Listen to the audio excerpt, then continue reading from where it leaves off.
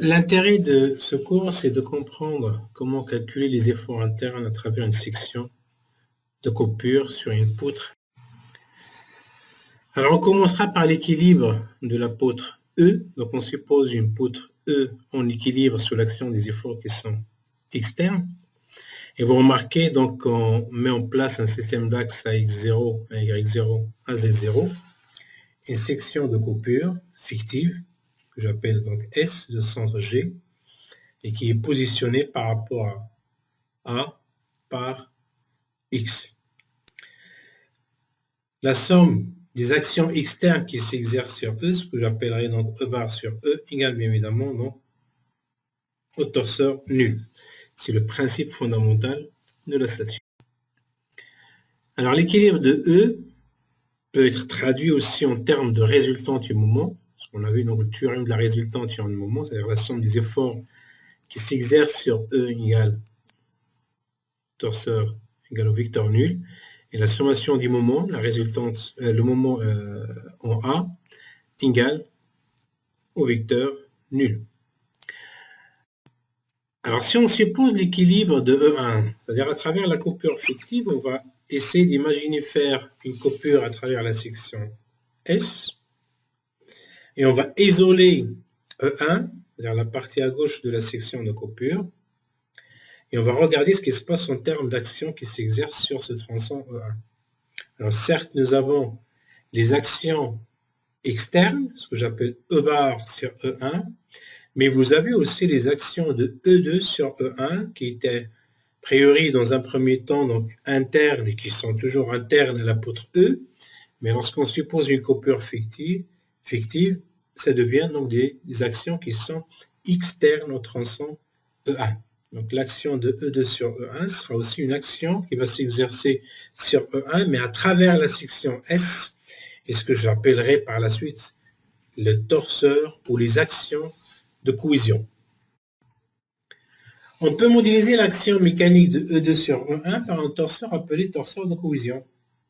Donc, comme j'ai dit, donc, les actions qui s'exercent sur E1, qui est la partie à gauche de la section de coupure, sont les efforts externes et l'action de E2 sur E1 que j'appellerai le torseur de cohésion. Donc, les éléments de réduction des torseurs des efforts de cohésion dans la poutre E que le tronçon E2 exerce sur le tronçon E1 à travers la section S, que j'appellerai R et MG.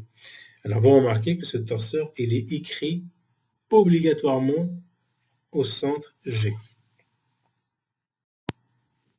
On peut modéliser l'action mécanique de E2 sur E1 par ce torseur des deux cohésions et on peut équilibrer et on peut facilement mettre en place l'équation ou les équations issues de l'équilibre de E1.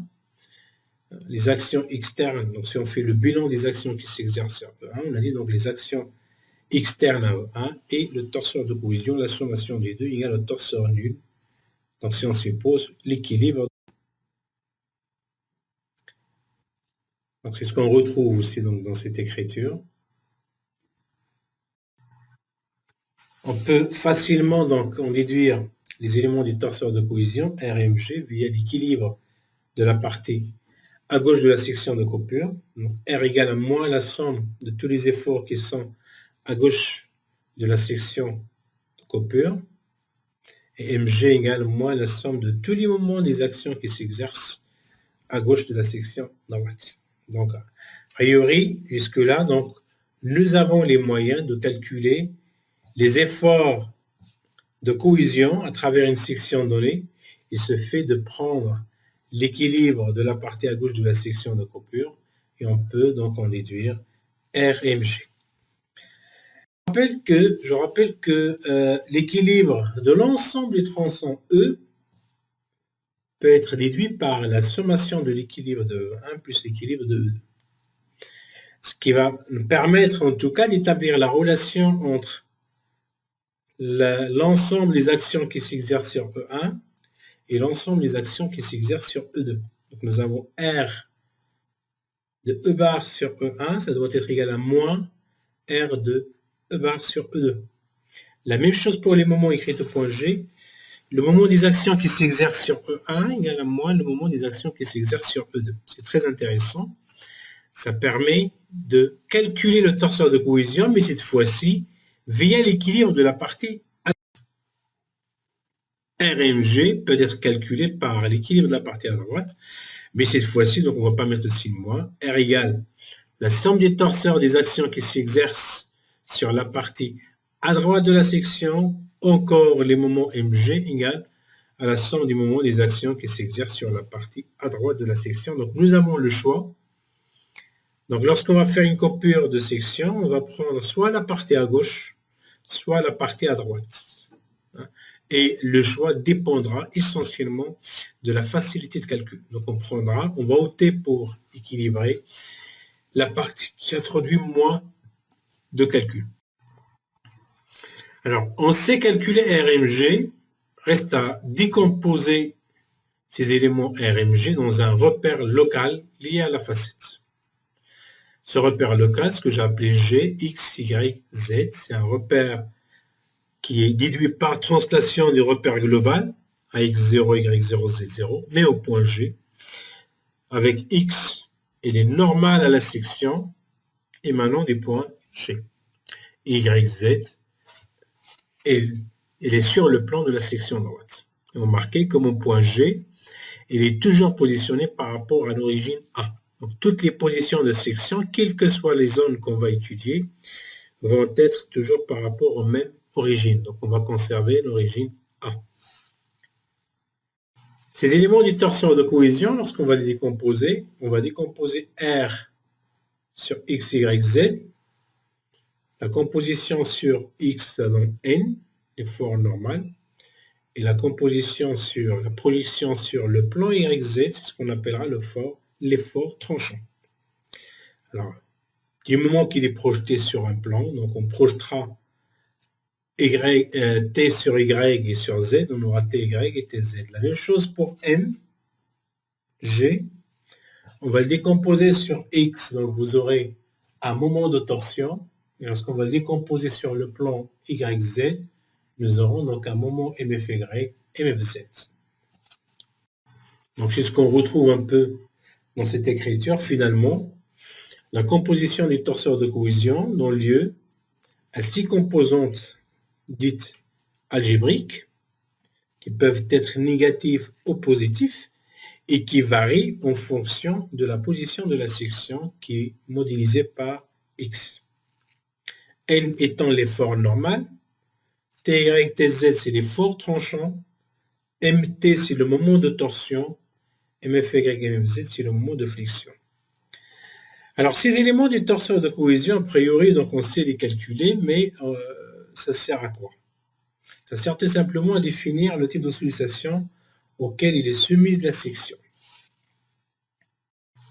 Si n, par exemple, est différent de 0, on peut avoir soit d'attraction, c'est n est positif, soit de la compression, c'est n est négatif. Ce qu'on appelle les sollicitations simples. C'est mt est différent de 0, il s'agit d'un moment de torsion. Typiquement, les sollicitations auxquelles sont soumises les arbres de transmission, par exemple. Dans le cas de la flexion pure, MFY ou MFZ, ou les deux sont différents de 0. Finalement, le cisaillement simple, lorsque TY ou TZ ou les deux sont différents de 0, on dit qu'il s'agit d'une sollicitation de cisaillement simple. Alors si par exemple ces éléments sont combinés, c'est-à-dire si on retrouve à la fois TY, MFZ ou MF, etc., il s'agit d'une sollicitation dite composée, et c'est ce qui fera lieu, en tout cas l'objet de la formation qu'on va voir, le cours qu'on va voir ensemble au cours de cette formation. Alors on suppose une première application pour illustrer les torseurs de cohésion.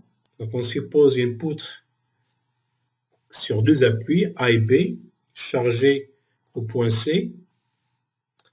Donc on suppose la longueur L et A qui sont connues, la posture, la géométrie et les dimensions sont connues, Mais bien évidemment, les réactions au niveau des liaisons sont des inconnus.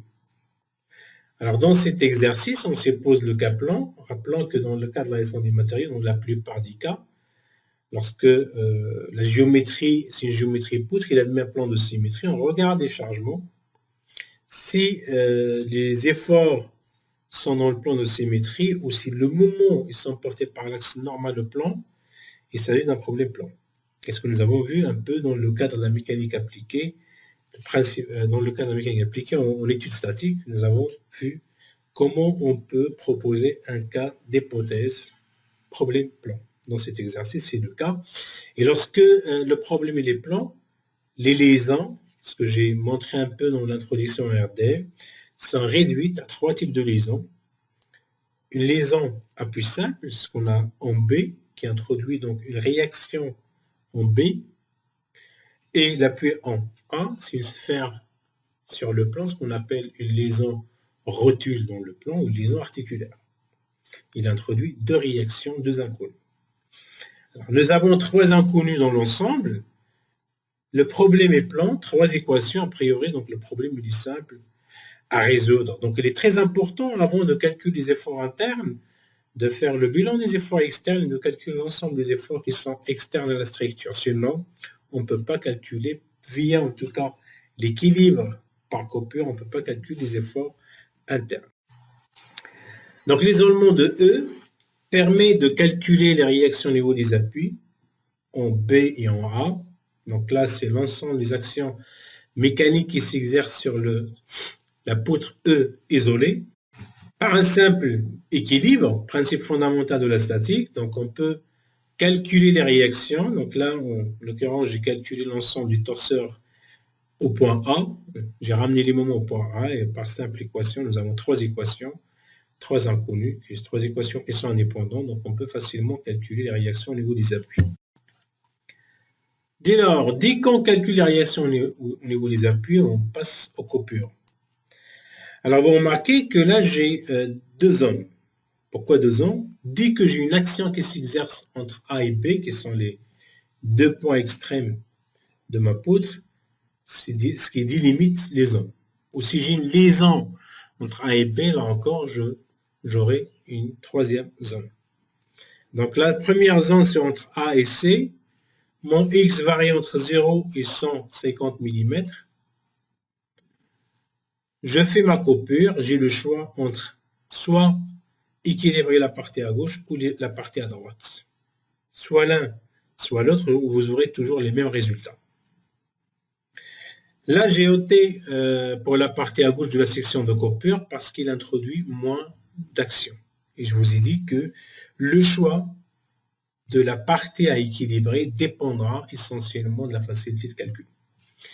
Donc R et MG peuvent être calculés par l'équilibre de la partie à gauche, c'est égal à moins la somme de tous les efforts qui sont à gauche de la section, et la même chose pour les moments, c'est égal à moins les moments de toutes les actions qui s'exercent à gauche de la section, mais réduites au point G. On remarque que R égale à moins 25, donc TY c'est égal à moins 25, il n'y a pas d'effort normal, il n'y a pas d'effort tranchant TZ.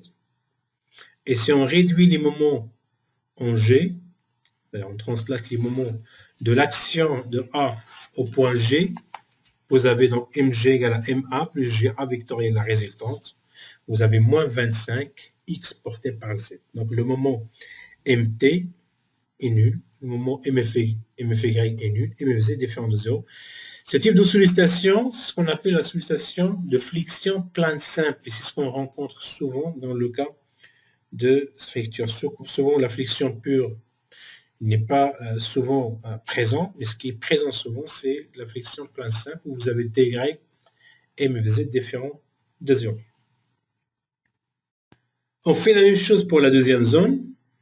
La deuxième zone, c'est CB. Vous remarquez que je prends toujours l'origine au point A. Mon X démarre du point A. La position de la section de coupure, c'est entre C et B. Donc, je suis délimité par la zone. X varie entre 150 et 200 mm. Le calcul de torseur de cohésion peut se faire par l'équilibre de la partie à gauche ou l'équilibre de la partie à droite. Là encore, le choix dépendra de la facilité de calcul. Je vais ôter, par exemple, dans cet exercice, dans ce cas, de prendre la partie à gauche de la section de coupure. Si je prends à gauche ou à droite, j'aurai les mêmes résultats. Donc R égale à la somme, cette fois-ci, il n'y a pas de signe moins, la somme de toutes les actions qui sont à droite de la section de coupure, et le moment égal à plus le moment de l'ensemble des actions qui s'exercent à droite de la section réduite au point G. Et on calcule de la même manière R égale à 75 décanewtons, donc TY différent de 0, et MFZ différent de 0 égale à 75 L moins X en décanewtons millimètres. Donc nous avons calculé l'ensemble des éléments du torseur de cohésion. Le déploiement de ces résultats, vous le retrouvez donc synthétisé dans le tableau. Moins 25 dans la zone en TY dans la zone AC, 25X au moment fléchissant, et 75 pour la deuxième zone, et 75 fois L moins X pour le moment MFZ. Reste à retracer ça dans un diagramme, ce que j'appelle les courbes des efforts internes. Donc si on trace ces efforts de cohésion, TY, donc on remarque qu'il est très important dans la zone CB. Il est constant en tout cas le long de la poutre, moins 25 en AC et 75 sur CB. Par contre, MFZ varie d'une manière linéaire entre A et C, et entre C et B, on peut tracer ça facilement du moment que la variation se fait d'une manière linéaire entre A et C, et de même entre C et B. Vous remarquez que la section la plus sollicitée, c'est celle en C. On remarque qu'on a une valeur de moment qui est très importante, et en valeur d'effort tranchant, bien, qu'il discontinuité au point C, mais on prend toujours la valeur la plus importante. Au point C, c'est 75 décanewtons. Alors, je vous ai mis une application, un exercice que vous devriez travailler. C'est un exercice simple sur une poutre encastrée en A et chargée en B. Alors, vous remarquez que vous avez un chargement en B et vous avez une réaction, vous avez une liaison encastrement, normalement une liaison encastrement, introduit trois inconnus, XA, YA et le moment d'encastrement autour de l'axe Z. Alors j'ai mis XA égale à 0 parce que tout simplement, je sais que j'ai une force en B qui est portée intégralement par Y, donc si j'applique le principe fondamental, j'ai un peu anticipé, je sais que XA doit être égal à 0. Mais vous pouvez la garder et faites votre bilan. En appliquant le principe fondamental de statique, vous allez vous rendre compte facilement que XA égale à 0. Donc j'aurai YA qui va être différent de 0, mais évidemment, il y a un moment qui est différent de 0. L'action en B, il est connu. C'est égal à moins 100 porté par Y. On dit qu'à Newton. On vous demande de déterminer les réactions au niveau de la poutre A. De définir un torseur de cohésion le long de la poutre. Moi, je vous invite à faire deux choses. Faire une coupure et faites l'équilibre de la partie à gauche et l'équilibre de la partie à droite. C'est-à-dire, vous n'êtes pas obligé de faire les deux, mais à titre d'exercice, calcule le torseur de cohésion en équilibrant la partie à gauche et en équilibrant la partie à droite par la forme vectorielle. Et après, construire les diagrammes des composantes algébriques. Alors, ceux qui sont nuls sur toute la portée, ce n'est pas la peine de les présenter dans le diagramme. Seuls ceux qui varient, que vous devriez donc présenter sur les diagrammes. Alors, avec ce, donc, je termine ma présentation.